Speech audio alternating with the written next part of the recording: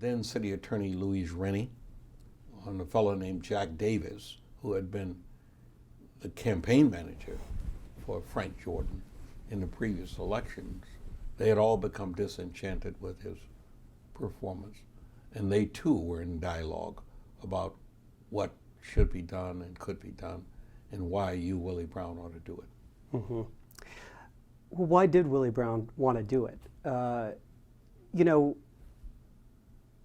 I think it was perhaps in your book that I read that going back to the 1960s, the mayor's job was something that you would have been interested in at that point in time.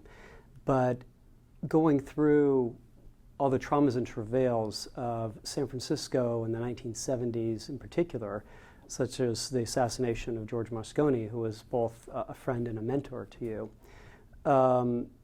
that must have soured your ambition to be mayor at that point in time. I think that's what I had previously said. Yeah. That in fact, George had convinced me out of the box that being the mayor was the greatest job in the world. Okay. You were the king. There were no limits on how long you could be the mayor of San Francisco, etc.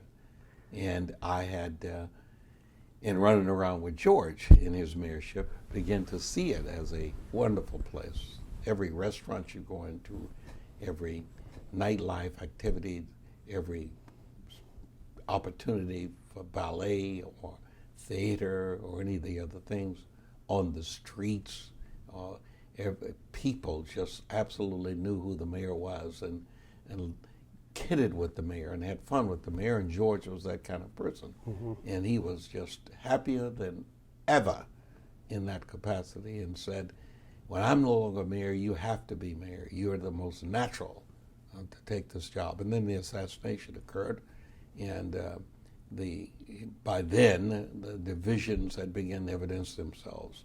The so-called run from districts rather than citywide, mm-hmm.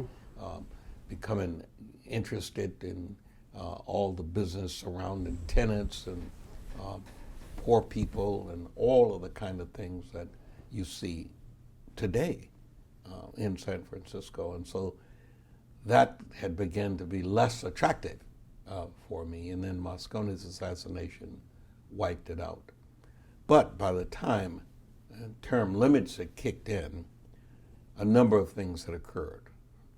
San Francisco, coming out of the Moscone tragedy, Dianne Feinstein's tenure as mayor, the Democratic National Convention, which had been held here in 1984, the Jesse Jackson Convention that had candidacy that had been part of the '88 convention, the efforts by my friends in Atlanta to get the Olympics, the Olympics in Los Angeles. There have been so many wonderful things. And then, of course, the whole business of Feinstein solving the problem with reference to the 49ers and their an unprecedented collection of Super Bowl victories, some 5 of them, and all the personalities surrounding that. Suddenly, San Francisco was not as offensive and as unattractive as it had been post the Moscone assassination. And so the sales pitch was rooted in the true nature of San Francisco that could be one's place after term limits.